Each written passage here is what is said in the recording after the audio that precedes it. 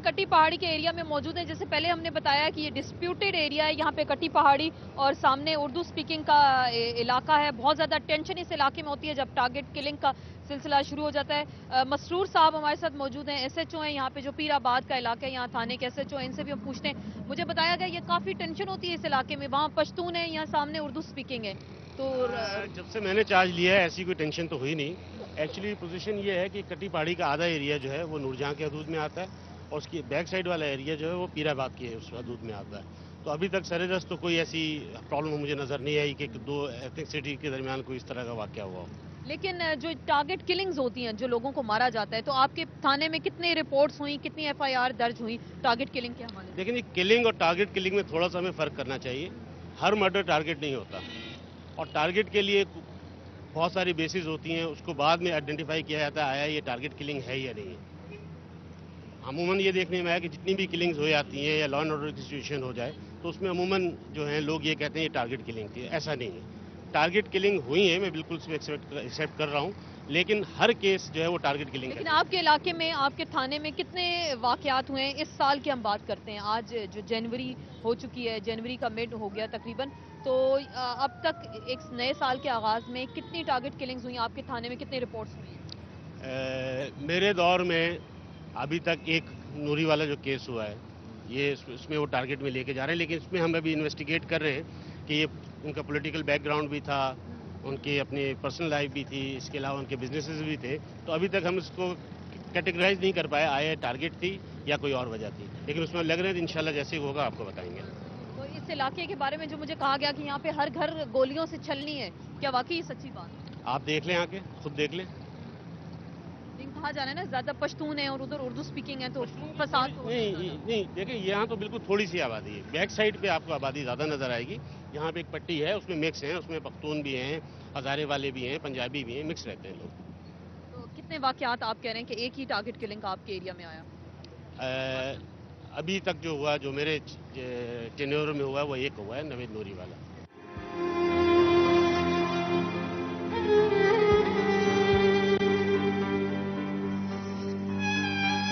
आप मुझे बता रहे हैं कि ऊपर पिकेट आपने लगाई है? ऊपर रेंजर्स की एक पक्की पिकेट मौजूद है जो काउंटर करने के लिए कि इन केस अगर कोई फायरिंग हो पहाड़ के ऊपर से।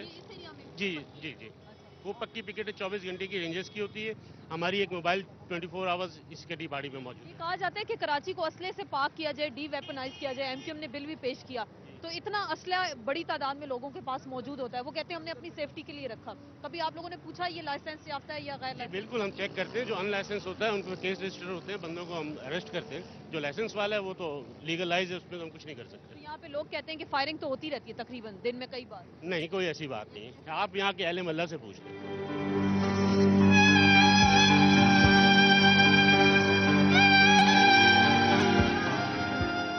बनारस चौक का एरिया है और पठान कॉलोनी है यहाँ पे, और यहाँ पे एक रिक्शा ड्राइवर को टारगेट किलिंग में मार दिया गया। यहाँ पे हम मौजूद हैं, उनकी फैमिली से बात करते हैं कि क्या उनकी किसी से दुश्मनी थी या ये टारगेट किलिंग का निशाना। जी, आप क्या लगते हैं उनके? ये कत्ल करना है। अच्छा, तो कैसे मारा गया, क्या हुआ, क्या वजह थी? तो वो निकला घर से, वो अपने वो पेट पालने के लिए, वो रूटीन जो होता है ना ड्राइवर का, और तकरीबन वो 11 बजे की उनको खबर हो गई कि वो उसकी डेथ हो गई और फायर हो गया, उसका कैफे लग चुका था, गोली मर चुका था। ठीक ठीक। और कैसे गोली मारी उन्होंने, सर पे मारी, किस जगह मारी? वो मेरे ख्याल में वो 3 फायर हो चुके थे इस पे। वो फैमिली से मुझे मिलवा दें।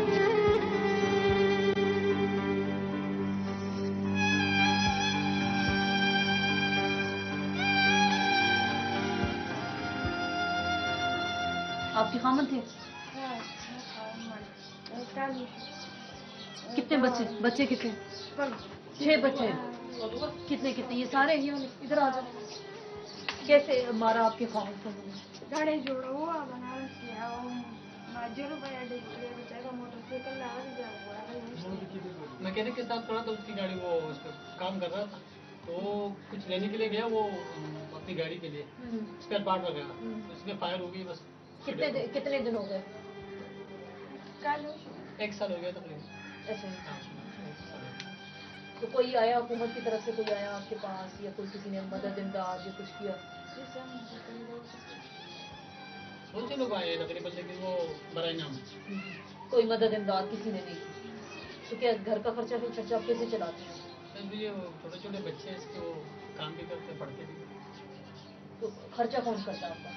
जमा के जेर आगा 2000 रुपये नहीं शाला से हम स्कूल की चल अब दा वाला कल तो छोटा बच्चा है वो इधर एक दफ्तर में वो 3000 रुपये तनख्वाह देते हैं, उसी से वो अपने वो 30,000।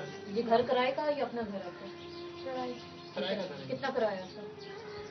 2000 रुपये। 2000 किराया, 2000 किराया और 3000 बच्चे की तनख्वाह, तो कैसे गुजारा करते हैं?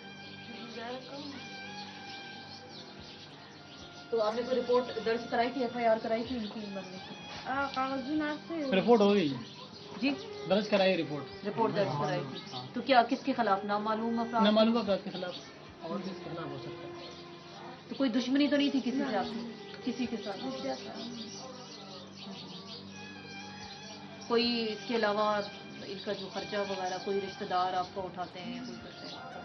सबके वो सब फैमिली जो वो गरीब है, अपना अपना वो घर है सबका, क्या कर सकते हैं कुछ नहीं।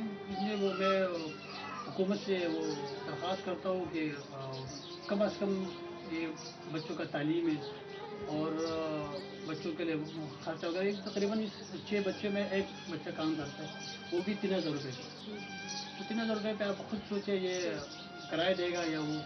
आप कौन सी क्लास में पढ़ते हो? पढ़ते हो स्कूल जाते हो? कौन सी क्लास में? अव्वल क्लास में। अच्छा, तो अबू याद आते? तो प्यार करते थे, लाड प्यार करते थे आपको? आप भाई हो? आप जाते हो स्कूल कौन सी क्लास में? 7th क्लास में। तो आप क्या कहते हैं, हुकूमत से कोई अपील करेंगे? आपको इतने लोग देख रहे हैं, सुन रहे हैं, सदर है, वज़ीर आज़म है, किसी से बोलेंगे आपकी कोई मदद इमदाद की जाए, आपके अबू को मार दिया जाए? हम उसको बोलेंगे हमें कुछ मुआवजा दे कि हम अपनी पढ़ाई जारी रखें और अपने अपने लिए कारोबार लेन देन करें।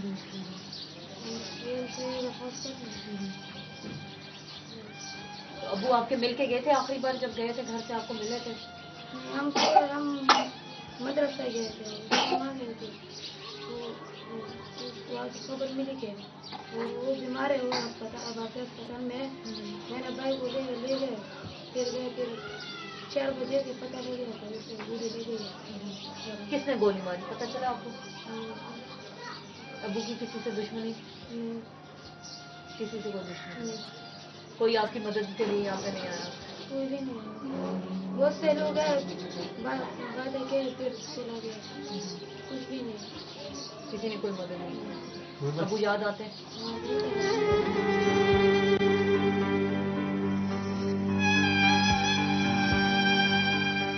हर पार्टी के लोग आए थे, LP के आए थे, पीपल पार्टी के आए थे, तहरीक इंसाफ के आए थे, मुस्लिम लीग के आए थे, लेकिन वो बरानाम आते फिर चले जाते हैं।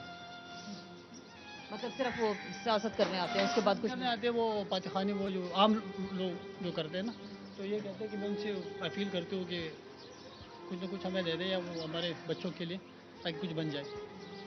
नाज़रीन, हमारी यहाँ पे जो फैमिली है इनसे बात हुई और इनके कहना है कि इनके 6 बच्चे हैं और 6 बच्चों के साथ एक बेटा इनका रोज़गार कमाता है, उसकी तनख्वाह 3000 है। इनके खावंद को जो रिक्शा ड्राइवर था उसको मार दिया गया। इनके छोटे छोटे बच्चे हैं और ये हुकूमत ने तो खैर कोई किसी किस्म का कोई मदद इमदाद नहीं की। कह रही हैं कि सियासी जमातों के लोग भी आए लेकिन किसी ने कोई इमदाद नहीं की। इमदाद के अलावा लेकिन इनका ये कहना है कि इनको इंसाफ चाहिए, जो इनके शौहर के साथ हुआ और जो इनके छोटे छोटे बच्चे यतीम हो गए हैं उनको कौन इंसाफ देगा। शायद ये खातून जिस वक्त रो रही हैं, इनके आंसू हम देख सकते हैं, शायद इनके आंसू इतने कीमती ना हो जो हमारे अरबाब इख्तियारात हैं या जो ये बातें कर रहे हैं शायद उनके कानों तक पहुंचती हैं या नहीं पहुंचती। अगर पहुंचती भी हैं तो वो कोई एक्शन तो नहीं ले सकते, क्योंकि हम देखते हैं जो मीटिंग्स होती हैं उसके बाद तो कोई नतीजा नहीं निकलता। लेकिन डेली कराची में इस तरह के वाक़यात जो हैं वो रोनुमा होते हैं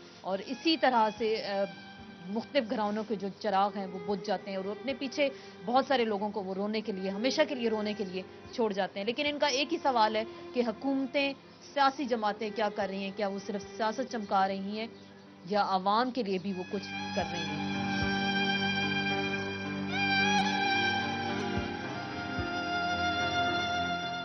जहाँ पे पे इस वक्त मौजूद हैं पठानकोट के एरिया में, और ये एक घर की स्टोरी नहीं है, यहाँ पे बेशुमार ऐसे घराने हैं। यहाँ पे मेरी मुख्तलिफ लोगों से भी बात हुई, रोज़ाना ऐसे वाक़यात होते हैं टारगेट किलिंग्स के, जिसके नतीजे में बहुत सारे बेगुनाह लोग मारे जाते हैं। जब वो मर तो जाते हैं घराने का जो वाहिद कफील होता है, और अपने पीछे बहुत सारे लोगों को रोने के लिए छोड़ जाते हैं, लेकिन उनका उसके बाद कोई वाली वारिस नहीं होता। कहा जाता है ये मफादात की जंग है, ये आपस की जंग है, जिसके नतीजे में गरीब अवाम और मासूम अवाम मर रहे हैं। लेकिन उनका एक ही सवाल, उनको सिर्फ इंसाफ चाहिए।